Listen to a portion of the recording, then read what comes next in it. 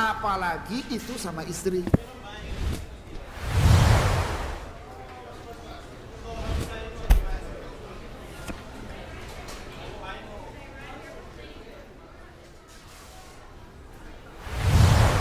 Apa itu menyesal? Kalau nanya boleh ya boleh, Mas.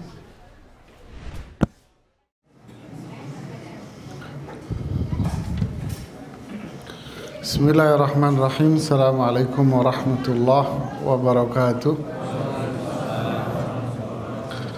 Alhamdulillah hamdan tayyiban mubarakan fih. Nahmaduhu wa nasta'inuhu wa nastaghfiruh. Assalatu wassalamu ala Rasulillah wa ala alihi wa ashabihi wa ba'd. Malam ini kita bahas masalah mengingat kematian dan memperpendek angan-angan. Pada hadis Abdullah ibn Umar radhiyallahu taala anhu, nomor hadisnya 580. Hadis ini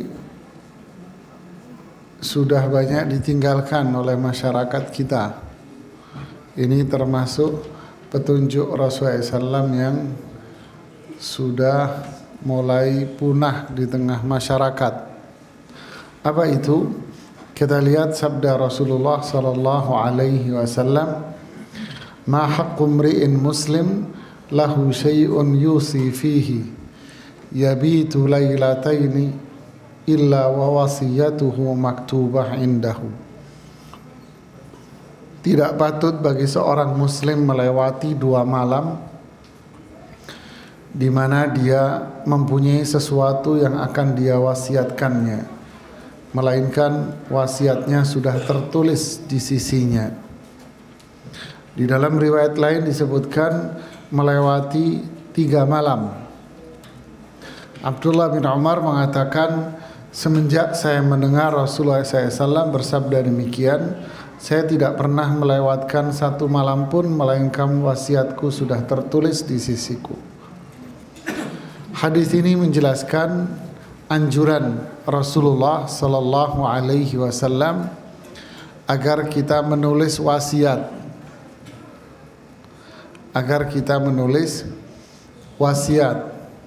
Di hadis yang pertama, wasiat ini dianjurkan ditulis di 2 hari, di setiap 2 hari. Kalau sudah lewat 2 hari, dia menyampaikan wasiatnya. Di riwayat yang kedua 3 hari. Tapi yang dilakukan oleh perawi hadis ini yaitu Abdullah bin Umar, beliau selalu membuat wasiat kepada keluarganya setiap malam. Wasiat itu apa? Wasiat itu apa, Pak? Wasiat itu pesan seseorang di saat dia hidup untuk dikerjakan kalau dia sudah wafat. Itu namanya wasiat.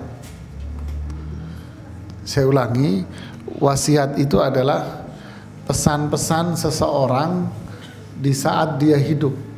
Jadi dia masih hidup, dia sampaikan pesan-pesan itu. Untuk dikerjakan wasiat ini, pesan ini dikerjain nanti kalau dia sudah wafat. Faham? Ini contohnya gini, Pak.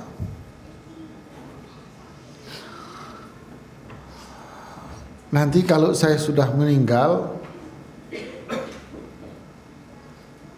tolong belikan saya Al-Quran, lalu bagi-bagikan ke masyarakat umpamanya. Kalau saya meninggal, tolong setiap minggu belikan makanan nasi bungkus buat fakir miskin umpamanya. Kalau saya meninggal, bangunkan masjid di mana saja umpamanya. Ini adalah apa? Wasiat. Paham? Jadi pesan dia di saat dia masih hidup untuk dikerjakan ketika dia sudah wafat. Seringkali ada yang seperti ini para jamaah. Umpamanya, ini contoh aja. Kalau rumah ini sudah laku, umpamanya nih, dia lagi jual rumah nih umpamanya. Kalau rumah ini sudah laku, ayah pengen atau mama pengen ngajak umroh satu keluarga, umpama. Lalu si ayah atau si ibu ini wafat. Setelah wafat, rumahnya laku, gitu kan? Seringkali orang kita mengatakan kalau bertanya ke seorang ustadz, ibu saya dulu berwasiat kalau rumahnya laku katanya mau umroh. Apakah ini termasuk wasiat? Siapa yang bisa jawab? Ada hadiahnya. Mana? Yang angkat tangan dong. Apa wasiat atau bukan, Bu? Iya, wasiat apa bukan? Kenapa, Bu? Sebentar, biar ibu ini yang nadar. Nah, itu lain lagi. Nadar itu jurusan Depok. Saya mau ke Bekasi, Bu. Ya, tapi nggak apa-apa, Ibu. Saya kasih hadiah, Ibu. Nanti dulu hadiahnya. Siapa yang bisa jawab? Apakah itu wasiat? Bukan wasiat. Lalu apa? Kewajiban. Kewajiban bagi siapa?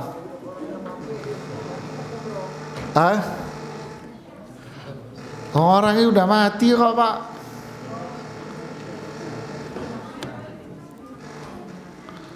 Ini kenapa ini, Pak? Wasiat. Wasiat yang melakukan orang lain, bukan si yang meninggalnya. Apakah itu wasiat? Wasiat. Ya. Jawabannya sebetulnya sama jawaban Bapak ini sama Ibu itu yang benar. Cuman endingnya yang salah. Itu bukan wasiat. Itu bukan wasiat. Lalu apa? Bukan apa-apa. Itu jawabannya. Apa? Itu bukan wasiat. Terus apaan? Bukan apa-apa. Loh, kenapa kok bukan apa-apa? Karena yang bersangkutan wafat. Ya sudah, selesai ceritanya. Loh, apa itu nazar? Bukan. Itu keinginan sang ibu atau sang ayah kalau rumahnya laku, lantas ajal tiba, belum sempat terlaksana karena memang rumahnya belum laku, rumahnya laku, maka keinginan si ibu ini atau si ayah ini berakhir dengan wafatnya dia. Ya sudah, keinginannya itu dimakamkan dengan ibu ini sekalian. Terus apa? Ya udah, selesai, rampung, Bu. Bukan nazar, bukan. Kalau nazar, dia harus mengucapkan kalimat begini contohnya.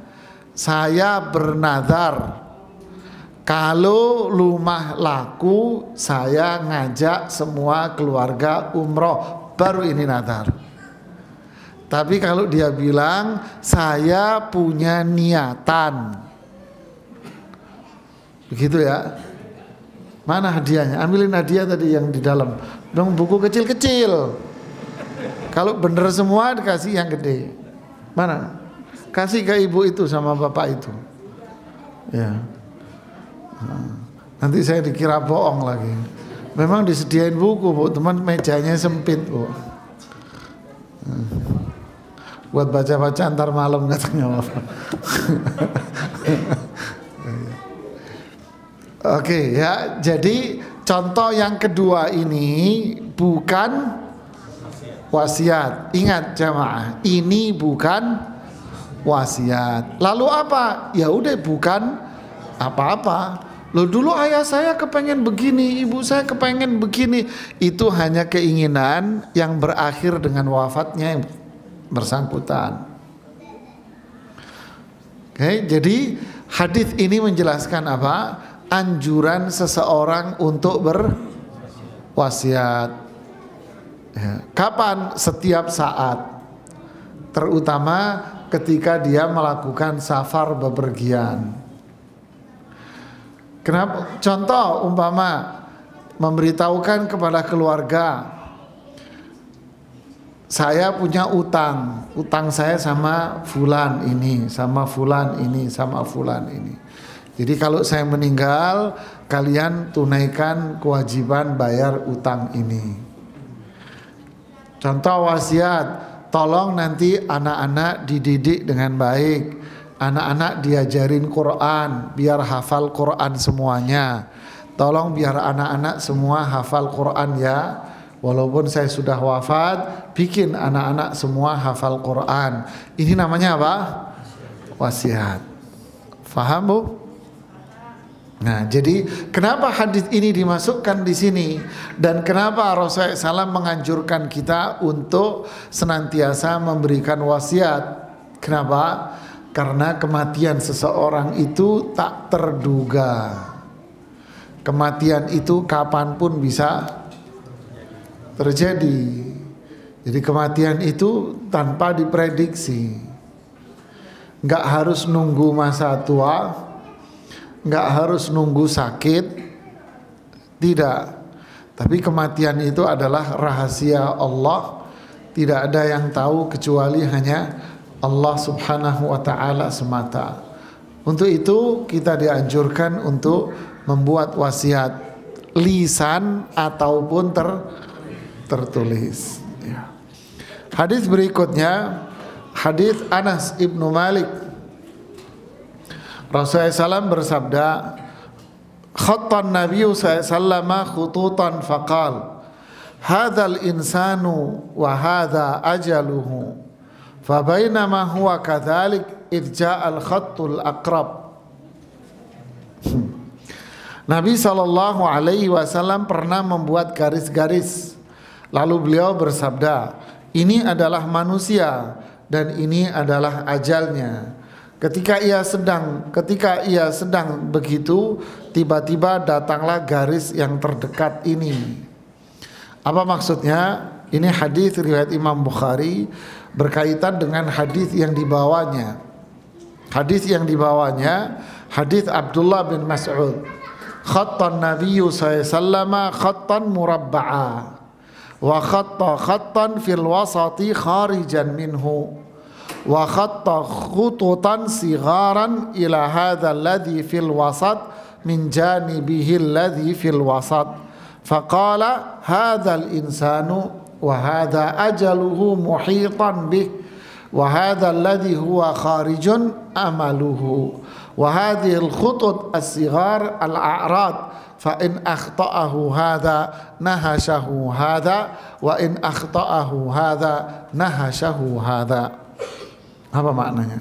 Nabi membuat garis dalam bentuk persegi 4. Bayangin yang nggak punya bukunya, gambarin garis segi 4. Berarti apa bentuknya?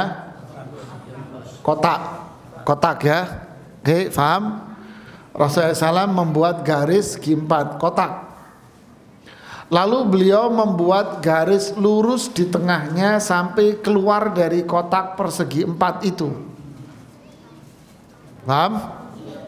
Segi 4, terlalu membuat garis lurus sampai keluar dari kotak, bablas garisnya. Kemudian beliau membuat garis-garis kecil di tengah kotak persegi 4 pada salah satu bagian dari garis yang di tengah. Lalu di samping-samping kan kotak begini. Ini kotak begini ya. Paham? Beliau bikin garis lurus sampai keluar. Paham? Lalu beliau bikin garis kecil-kecil di sini ke atas. Di dalamnya gini. Paham? dilangsir kata orang zaman dulu nih. Garis kecil-kecil di dalam, faham? Kemudian beliau bersabda, ini adalah manusia dan ini adalah ajalnya. Gambaran ini, semua gambar ini adalah gambaran tentang manusia. Ini adalah manusia dan ini adalah ajalnya. Mengepung dia. Garis segi 4 ini adalah ajal manusia. Garis segi 4 kotak itu ajalnya dia. Ya. Dan yang keluar ini adalah angan-angannya. Garis yang keluar sampai kotak, keluar dari kotak itu adalah apa? Angan-angan dia. Dan garis-garis kecil yang ini, garis-garis kecil ini adalah hal yang insidental. Jika salah satu insidental tidak mengenainya, maka yang berikut akan mengenainya. Maksudnya garis kecil-kecil ini sebab. Kalau dia bisa melewati sebab yang ini, maka masih ada sebab yang kedua. Kalau bisa lewat, masih ada yang ketiga. Yang jelas pasti dia akan wafat dari salah satu sebab ini. Faham, Mbak? Ya. Artinya inilah manusia. Kematian manusia itu pasti sudah jelas di dalam kotak. Ya, manusia itu pasti mati. Kayak manusia berada di dalam ruangan, dalam kotak ruangan ini, dia sudah pasti akan mati. Mau kemana pun dia akan mati. Faham? Tapi keinginan manusia itu melebihi dari umurnya. Angan-angan manusia itu lebih dari umurnya, Pak.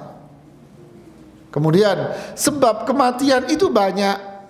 Dia bisa terkena sebab wafat dari sini, bisa ini, bisa ini, bisa ini, bisa itu. Umur manusia ini terbatas, tapi angan-angan orang itu masih panjang sekali. Dia masih ingin memeluk gunung, Pak. Masih ingin mendaki gunung. Masih ingin menyeberangi lautan. Nggak sadar dia kalau sudah umur 70 tahun. Pengen kawin sama perawan 17 tahun. Darah kuat kata orang Jawa sudah. Kata orang Jawa nggak cerdas. Apa nggak cerdas? Nggak tahu, saya nggak mau ngertiin.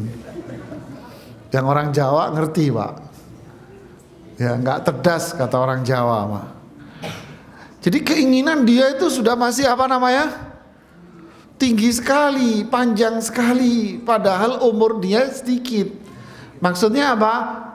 Kalau bahasa, mohon maaf, bahasa kasarnya, nggak tahu diri. Nggak tahu diri dengan umur. Ya. Untuk itu, manusia yang tenggelam dengan angan-angannya, dia akan benar-benar menjadi orang yang nggak tahu diri. Makanya di dalam syariah Rasulullah SAW sangat mengecam orang tua yang berbuat zina. Orang tua, asyaikhuz zani, orang tua masih suka berbuat zina. Laki-laki yang beristri masih suka berzina. Perempuan yang bersuami masih suka berbuat zina. Ini nggak tahu diri nih orang. Orang kaya dikasih kekayaan oleh Allah, dikasih kelebihan harta, tapi dia tidak mau bersedekah. Ini nggak tahu diri, masih punya obsesi yang terlalu tinggi. Saya kalau belum beli tanah di Menteng, saya nggak mau makan nasi. Ulah, makan tuh bubur, Pak. Jadi terlalu tinggi apa? Angan-angannya. Makanya Al-Quran selalu bilang apa? Alhaakumut ini la tulhikum amwalukum wala auladukum an dzikrillah.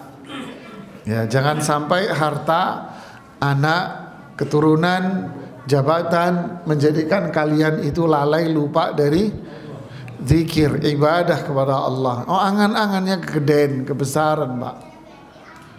Ya. Bukan berarti Islam melarang kita untuk memiliki keinginan, tidak. Beda antara keinginan dengan angan-angan. Angan-angan itu sesuatu yang sangat jauh, makanya digambarkan jauh. Tapi kalau keinginan boleh-boleh aja, karena keinginan itu seringkali diukur dengan apa?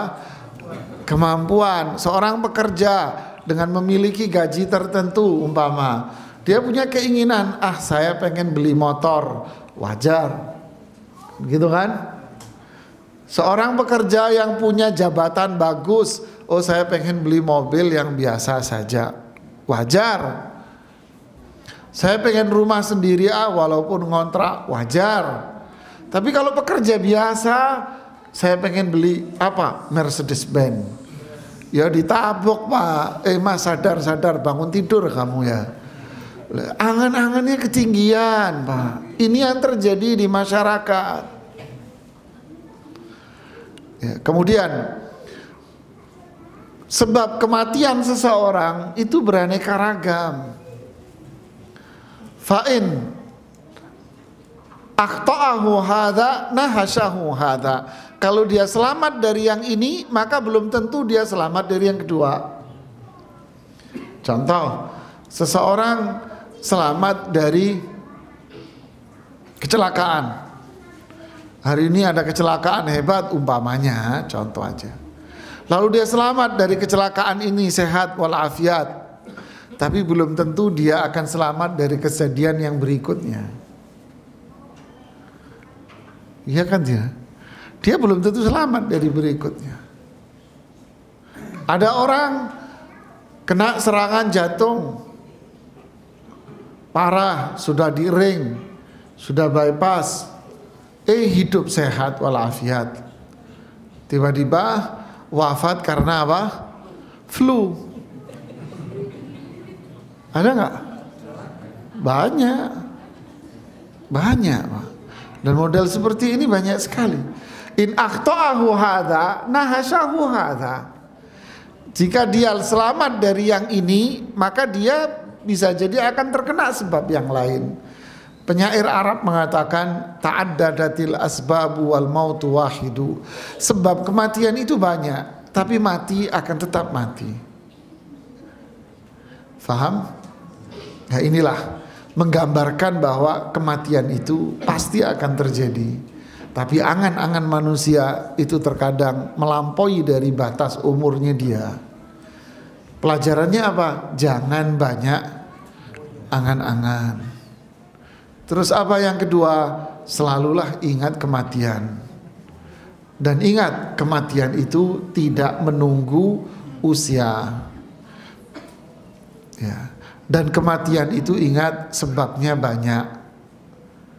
Nggak harus sakit keras, nggak harus jantungan. Terkadang batuk pilek juga bisa mati, Pak. Nggak harus kecelakaan hebat. Terkadang kejedot saja bisa mati, Pak. Begitulah. Tidur saja seseorang bisa mati. Sehingga apa? Bersiap-siaplah untuk menjemput kematian. Hadis berikutnya ini luar biasa, ini Imam An-Nawawi habis menjelaskan yang tadi, kematian itu pasti terjadi dengan beragam sebab. Untuk itu jangan berangan-angan. Lalu dilanjutkan oleh Imam Nawawi dengan hadis yang ini. Hadis Abu Hurairah, badiru bil a'mali sab'an. Segeralah kalian melakukan amal soleh. Nah, untuk itu apa? Bersegera lakukan amal soleh sebelum datangnya 7 perkara. Jadi mumpung sehat walafiat, ya, mumpung dalam kondisi kecukupan, lakukanlah amal saleh sebelum adanya 7 perkara ini. Apa itu?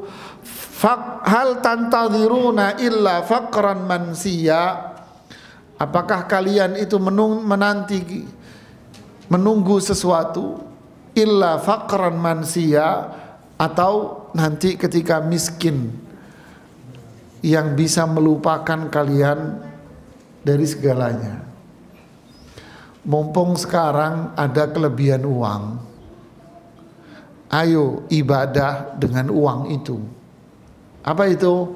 Ayo haji, ayo lakukan ibadah umrah, ayo bersedekah, ayo beramal saleh.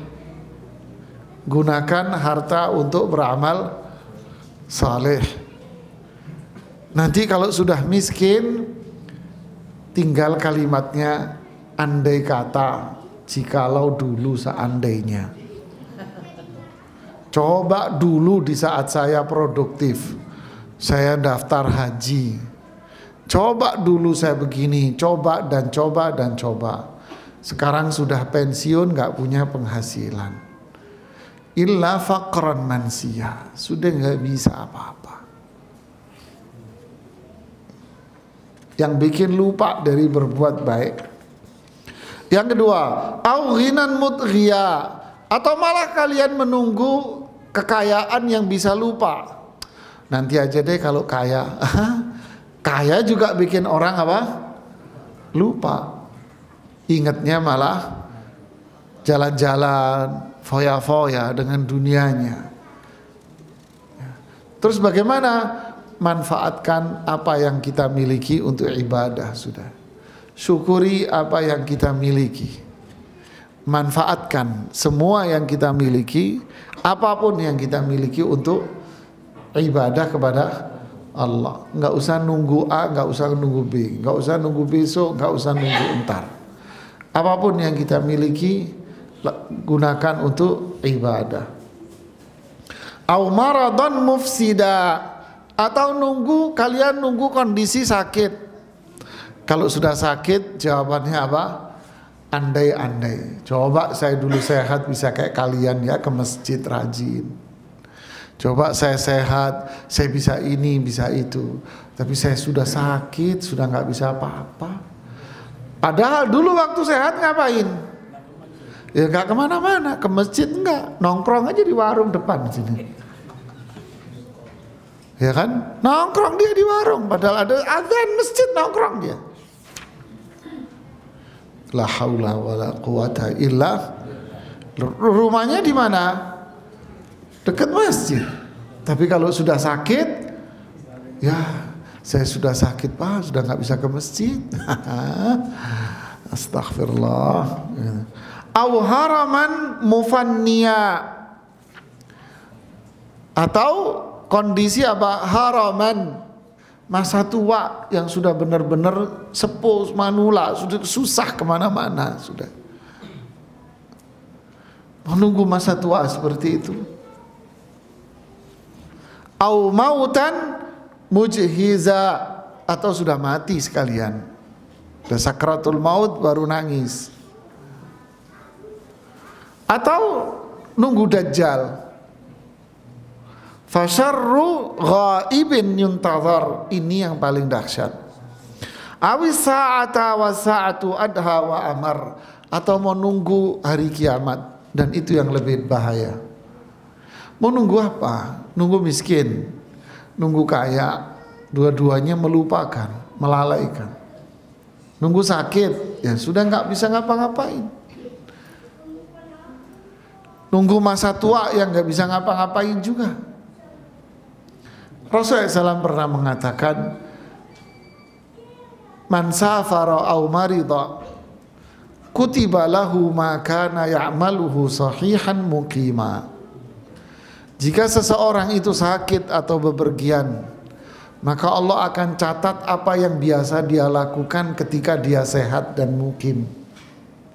Contoh, si bapak ini, si ibu ini, kita ambil contoh si bapak dulu deh. Si bapak ini rajin ke masjid, 5 waktu sholat di masjid Pak. Lalu saat itu bapak ini sudah tak mampu lagi untuk ke masjid karena sakit yang harus menjadikan dia diranjang saja, atau kondisi yang sangat sepuh yang sulit bagi dia untuk pergi ke masjid. Akhirnya bapak ini hanya sholat di rumah saja. Tapi sudah sekian puluh tahun bapak ini rajin ke masjid. Maka saat dia sepuh sakit sholat di rumah, pahalanya bapak sholat di rumah sama dengan sholat dia berjamaah. Masya Allah. Seorang bapak atau ibu umpamanya, sekian tahun dia rajin mengaji, tapi hari itu ibu ini sudah tak mampu mengaji lagi karena matanya nggak ngelihat. Mungkin karena faktor usia atau karena faktor kena gula atau apalah, sudah tidak bisa ngaji, atau karena faktor lupa, ya, lupa. Maka ibu ini, bapak ini akan tetap dicatat oleh Allah pahala apa? Ngaji Quran. Karena orang ini tetap ingin bisa mengaji. Karena tapi terhalang oleh kondisi mata. Jadi terhalang oleh kondisi matanya dia. Dia tetap dapat pahala mengaji. Begitulah seterusnya maksiat. Dia terbiasa maksiat, tapi karena sudah faktor sakit dia nggak bisa melakukan itu lagi, ya tetap dapat dosa. Astagfirullah, lihat ya. Makanya Imam Ibnu Katsir mengatakan, hafidhu 'alal Islam hala sihhatikum wa salamatikum. Jagalah Islam, lakukanlah ketaatan di saat kita ini sehat walafiat, kondisi nyaman, lapang. Lakukan. Kenapa? Karena Allah akan memberlakukan seseorang itu sesuai dengan kebiasaan dia. Allah akan memberlakukan seseorang sesuai kebiasaan dia, Pak. Begitulah seseorang yang tak terbiasa melakukan ketaatan. Terus apalagi yang mau Anda tunggu? Masa tua baru ngomong, ya Allah saya nggak bisa ke masjid. Nggak bisa. Anda sia-sia aja itu. Karena dulu Anda sia-siain hidup Anda. Makanya hadis ini bilangnya badiru bil amal. Ayo buru-buru lakukan amal saleh. Jangan nunggu A, jangan nunggu B, jangan nunggu ini, jangan nunggu itu. Hadis yang berikutnya, hadis Abu Hurairah radhiyallahu taala an. Ini hadis pendek tapi maknanya dalam, Pak. Aksiru zikra hadzimil ladzat, yakni al-maut. Perbanyaklah mengingat pemutus segala kelezatan. Maksudnya adalah kematian. Berarti Allah sebut kematian dengan apa? Hah? Nah, siapa yang tahu jawabannya? Allah sebut kematian di sini dengan apa? Pemutus kenikmatan. Kenapa?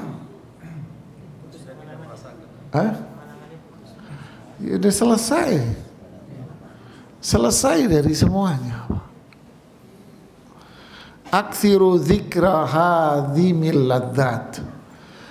Perbanyak ingat mati. Kalau seseorang ingat mati, ya, seseorang yang ingat mati, dia akan tidak akan apa? Akan putus angan-angannya yang panjang tadi, Bu. Hadzimi al-ladzat. Kematian disebut dengan apa?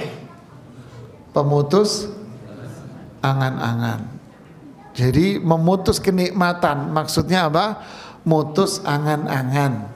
Jadi orang yang inget mati terus, angan-angannya itu nggak panjang, pendek. Apa yang ada di depannya dia akan nikmati, Pak. Apa yang ada di depan ya sudah, dia akan kerjakan itu. Apa yang ada di hadapan dia, itu yang dia kerjakan. Saya kasih hadiah gede inti bisa jawab. Tapi yang lain tadi jawabannya nggak pas. Mati putus angan kenikmatan. Ya iya mati, masa bisa minum air? Maksudnya kematian memutus kenikmatan. Maksudnya apa? Memutus angan-angan seseorang. Jadi orang yang sering ingat mati, angan-angannya dia pendek. Kalau angan-angannya pendek, berarti apa yang dia kerjakan? Hal yang manfaat. Ketaatan kepada Allah, dan dia jauh dari maksiat. Ini yang dimaksud. Mana hadiahnya? Yang gede, yang gede. Karena sudah mau isya. Saya kasih, biar minggu berikutnya ada yang ngasih. Ini kasih ini anak. Masya Allah. Ini bukan anak yang ngasih, masjid yang ngasih. Lagi baik masjidnya. Jadi hadis ini anjuran untuk apa? Anjuran apa? Ingat kematian. Bagaimana caranya agar kita ingat mati? Gimana caranya? Bagaimana caranya agar kita ini ingat bahwa kita ini mau mati? Nah, sering ke kuburan, rajin ke kuburan. Makanya Rasulullah bilang apa? Zurul qubura fa innaha tudzakirukumul mauta. Rajinlah kalian ke kuburan. Jadi kalau berangkat kerja Mas, lewat mana? Kuburan. Ya. Jadi kalau mau jalan-jalan sama istrinya Mas, lewatnya mana?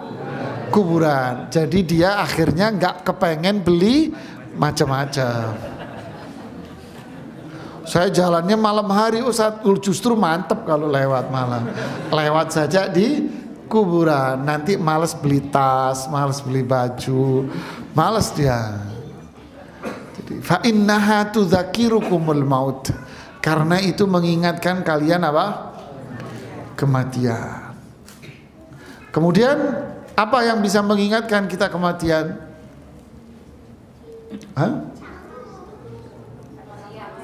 Takziah. Kalau ada orang wafat, kita takziah.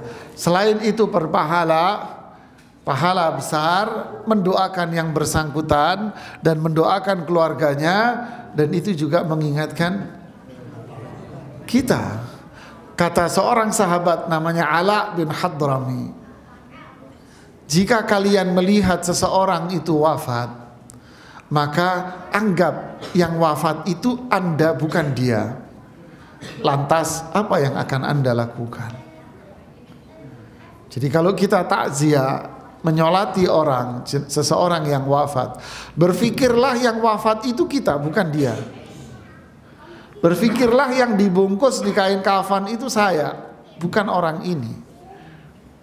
Apa yang bakal kita lakukan Pak saat itu? Punya selera untuk kawin lagi? Nggak ada. Punya keinginan untuk belanja? Ada ibu. Sibuk dengan kondangan-kondangan? Nggak ada ibu. Sudah, ini anggap yang wafat kita, ini yang dibungkus.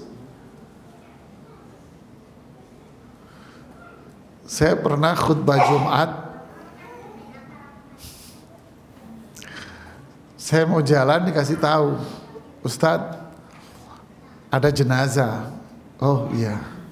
Dan nanti yang datang wali kota Jakarta Timur. Oh iya. Langsung saya ganti tema saya dengan mengingat kematian. Ya mumpung ngingetin kan ya. Itu satu masjid hening Pak, nggak ada yang ngantuk. Yang ngantuk nggak ada Pak. Kenapa? Saya bicara alam kubur Pak. Coba ini yang wafat di depan kita ini saya dan kita dan Bapak. Apa yang Bapak lakukan? Saya bicara tentang alam kubur begini. Selesai saya khutbah, ada orang ngeritik saya. Ya manusia tidak akan bebas dari kritikan, pasti ada yang nggak seneng. Yang ngeritik, ya salah satu orangnya wali kota bilang yang penceramah nggak sopan. Saya bilang terima kasih saya diingatkan. Saya nggak sopannya apa Pak? Loh ada wali kota kok Anda bicara kematian? Loh emang kenapa? Loh emang kenapa? Salah saya apa? Ya begitulah Pak manusia Pak ya. Nggak mau diingatkan. Ya.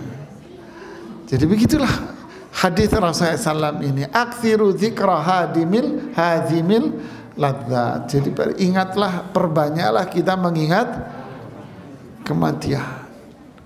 Sama kita mau mengingatkan diri kita nikmat syukur, sehat. Agar kesehatan ini kita pakai untuk ketaatan kepada Allah. Jangan tertipu. Ni'matani maghbunun fihima katsirun minan nas. Ada dua nikmat banyak manusia tertipu di situ. Apa itu? Waktu dan kesehatan. Bagaimana caranya agar kita bersyukur dengan nikmat sehat ini? Jalan-jalan aja ke rumah sakit. Ya kan? Coba masuk ke ruangan jantung sama stroke. Saya pernah jenguk jamaah pengajian. Operasi tempurung otak. Jadi tempurung otaknya ini dicopot, dilepas tempurung otaknya karena di otaknya masuk darah. Masuk. Ruangan itu tidak boleh dimasukin orang, pasien di RCM. Tapi saya ditemani oleh dokter-dokter.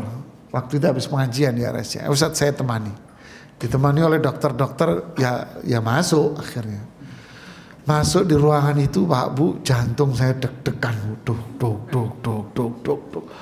Gemeteran saya. Kenapa? Ini ruangan stroke miring-miring orang Pak. Ini jantung, ini otaknya dicopot, ini tempurungnya begini. Ini trea, ini begini. Dok, ini ruangan apa? Ini ruangan khusus penyakit ini. La haula wa la quwata illa billah. Masya Allah, alhamdulillah. Saat itu kita ngerasa diri kita ini orang yang paling sehat Pak. Ya kan? Begitulah Pak. Jadi lihatlah, benar kata Rasulullah SAW, lihat orang yang di bawah.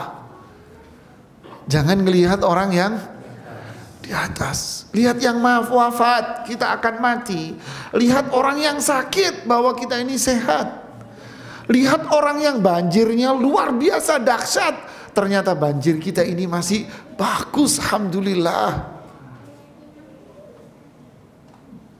Ini menjadikan kita ini kerap kali apa? Bersyukur, Pak Bu, syukur. Lihat banyak orang yang nggak bisa makan, kita alhamdulillah masih bisa makan. Lihat banyak orang nggak punya motor, Anda bisa pakai motor. Lihat banyak orang pakai motor, alhamdulillah Anda pakai. Begitulah seterusnya.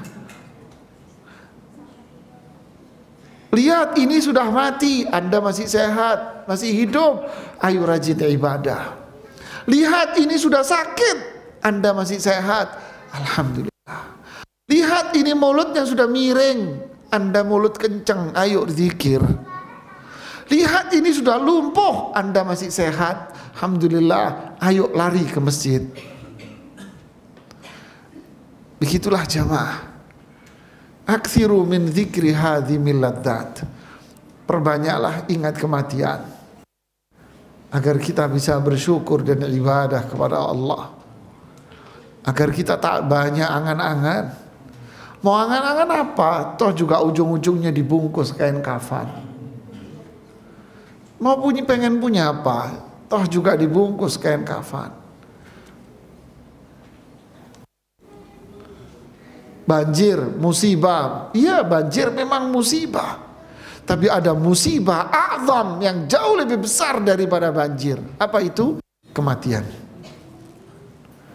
Rusak rumahnya karena banjir, rusak ininya kendaraannya. Ada yang jauh lebih kerusakan, lebih berat dari itu semuanya. Apa itu? Rusak imannya. Ini yang harus kita jaga dan kita perbaiki terus, Pak.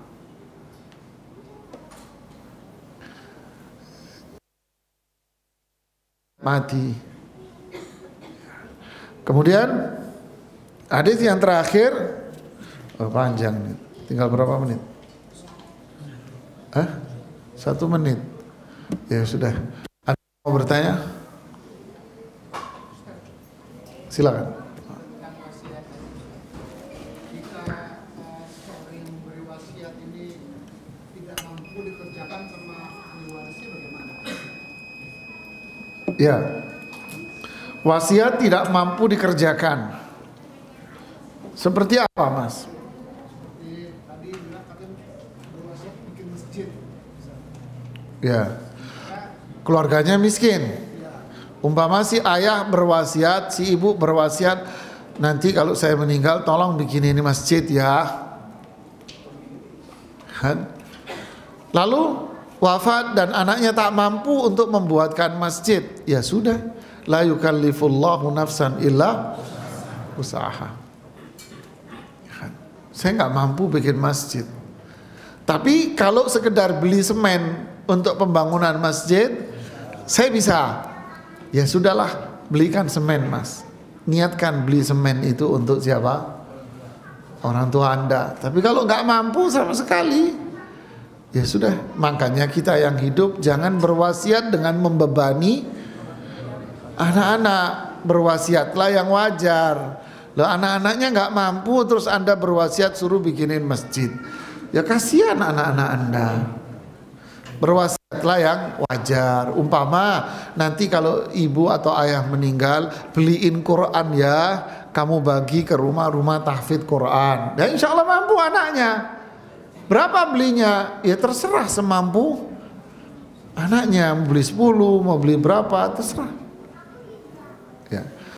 Ini yang bisa saya sampaikan, semoga bermanfaat. Subhanakallahumma bihamdik, asyhadu an la ilaha illa anta, astaghfiruka wa atubu ilaik. Assalamualaikum warahmatullahi wabarakatuh.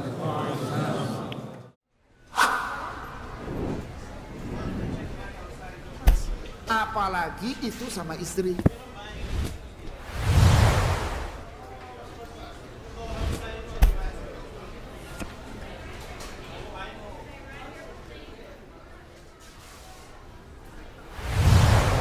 Apa itu menyesal? Kalau nanya boleh ya boleh, Mas.